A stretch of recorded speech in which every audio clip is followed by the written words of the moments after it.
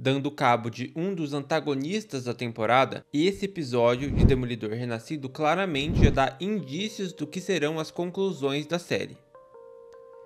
Começando essa análise com Matt Murdock e os personagens ao redor dele. Com o retorno oficializado, retorno esse que é sacramentado no episódio anterior, o Demolidor direciona sua atenção agora para capturar o Muso. O Cherry e a Kirsten, que ambos são sócios do Matt na firma de advocacia, desaprovam a, entre aspas, mudança do Matt em diferentes sentidos. O Cherry, que é um policial aposentado, desaprova o retorno do Demolidor, o que parece um pouco contraditório, já que foi o mesmo que forneceu para o Matt as informações iniciais sobre o Muso, o que ele esperava que aconteceria. Enquanto a Kirsten sente que está sendo deixada de lado por algum motivo. Essa trama, em especial, pode desabrochar na revelação da identidade heróica de Murdock por os dois, que nesse sentido serão as novas versões de Karen Page e Fog Nelson. Agora, sobre o confronto do Demolidor com o Muso, o Matt volta até o esconderijo do vilão, que fica localizado nos túneis de metrô, e investiga os desenhos que lá estão. Por meio do toque, da sensação da textura da tinta sobre o papel, o Matt consegue identificar que o sujeito pintado é a Heather Glenn. Essa associação entre a sensação da pintura na mão e o formato do rosto da Heather é construída por uma conexão que é feita no início do episódio, em que o Matt passa as mãos sobre o rosto da Heather. Apesar de fazer certo sentido narrativo, de existir uma explicação por detrás da identificação da pessoa pintada, ainda assim não comprei muito toda essa ideia. Não me parece fazer sentido como é possível identificar em uma figura 2D, em uma pintura, os traços de um objeto 3D, que é um rosto, e tudo isso somente pelo tato. Mas enfim, com essa informação de que a Heather de uma forma ou outra está relacionada com o Muso, o Matt direciona-se até o local de trabalho de seu interesse romântico. Paralelo a isso, o esquadrão anti-vigilante de Fisk também investiga os túneis e o próprio Wilson recebe informações da polícia que alguns dos materiais encontrados no esconderijo do Muso são raros, caros e específicos. Nesse sentido, foram traçados até Bastian Cooper, a persona civil do Muso. Bastian apareceu durante os 2 primeiros episódios da temporada, e como estabelecido neles, ele tem algum tipo de condição psicológica que foi tratada pela Heather Glenn. É nesse episódio que descobre-se parte do passado do vilão. O problema é que, além desse passado não ser interessante, ele é todo descrito através de um diálogo chatíssimo entre a Heather e o Bastian. Assim, grande parte da construção psicológica do Muso fica no marasmo do jovem com infância traumática, a personalidade vilanesca ser a verdadeira personalidade, etc, apenas mais um antagonista genérico. Acontece que durante a consulta que aparece nesse episódio, a Heather descobre que o Bastian é o Muso, e o Muso então decide vitimizar a sua psicóloga. O Matt, entretanto, consegue chegar até o escritório da Heather antes que o pior aconteça e consegue conter o Muso. Quem finaliza o Muso, entretanto, é a Heather. Ação essa que, espero eu, tenha algum desdobramento no desenvolvimento dessa personagem, algum impacto na personalidade dela.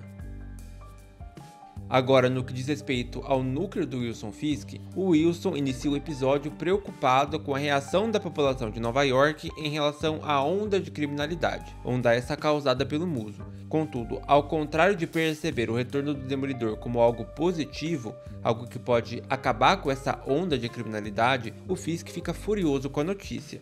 O motivo dessa fúria é revelada posteriormente em uma conversa entre o Fisk e o Buck, que é um dos funcionários dele. Essa ira do Wilson acontece em grande parte ao ressentimento que ele tem do Matt, um ódio que justifica-se porque o herói destruiu a sua operação criminosa que era supostamente perfeita. Nesse sentido, o que eu tenho dito nas últimas análises sobre o uso do poder institucional finalmente se materializa. Fisk irá utilizar sua força-tarefa para caçar o Demolidor. A Vanessa, cuja lealdade ainda flutuava entre seu desejo de exercer poder como chefe do crime e o aparente prazer que ela encontrou nessa função, e ser esposa do Wilson, finalmente parecem se fixar. Ela arranja um encontro com o Luca e dá a entender para o líder de gangue que ela vai trair o Wilson. Acontece que tudo isso não se passou de uma armadilha para eliminar o Luca do jogo. Parece que com isso, o melodrama entre o Wilson e a Vanessa, o vai ou não vai entre eles, finalmente vai acabar. Agora voltando para o Wilson e para sua ânsia por aprovação popular. Após os eventos que ocorrem no escritório de Heather, ou seja, a luta entre o Demolidor e o Muso, e a Heather baleando o vilão, o esquadrão anti-vigilante chega e, é claro, todo o conflito já foi solucionado. O que resta a eles é reportar para o Wilson que o Muso, muito provavelmente, foi eliminado pelo Demolidor. Entretanto, como não existe ninguém que comprove com certeza o que aconteceu, o Wilson distorce a narrativa e faz uma comitiva de imprensa apresentando o seu esquadrão como responsável por eliminar a ameaça do Muso. É nesse contexto de vitória que o Daniel Blake confronta a Bibi Urich e a ameaça de forma mais ou menos sutil. Ou a Bibi ajuda na divulgação dessa informação de que quem eliminou o Muso foi o esquadrão anti-vigilante do Wilson Fisk, ou a sua vida passará a ser muito pior. Se o Daniel tem a capacidade para cumprir sua promessa ou não, ainda veremos. O que fica é que o Wilson finalmente obteve a primeira vitória do seu governo. Comparado com os outros episódios, posso dizer que esse se mostrou um pouco inferior no que diz respeito à narrativa. A história do Muso não é particularmente interessante, e a forma como o vilão foi usado e já descartado também não me agradou muito. No caso, o que me incomoda não é a partida do personagem em si, mas como, por já sair da história agora, muitos outros elementos que poderiam ser explorados se perdem, como por exemplo, como os cidadãos lidam com ele, porque apesar de ser um vilão, as artes que ele fazia claramente sinalizavam uma posição antissistema, que ressoa bastante com as opiniões da população que apareciam no Bibi Report. Nessa mesma linha, qual seria a opinião do Muso em relação aos vigilantes? Já que dá pra ver que ele fez um grafite inspirado no Tigre Branco, por exemplo, além de outro criticando o governo Fisk.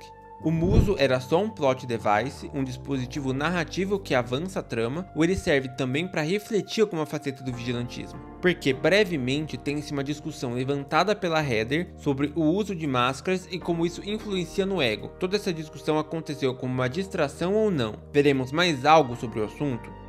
Enfim, grande parte do aproveitamento desse episódio será concretizado apenas quando compararmos ao próximo. Mas tenho que dizer que, por conta própria, senti que o episódio 7 deixou a desejar em alguns aspectos.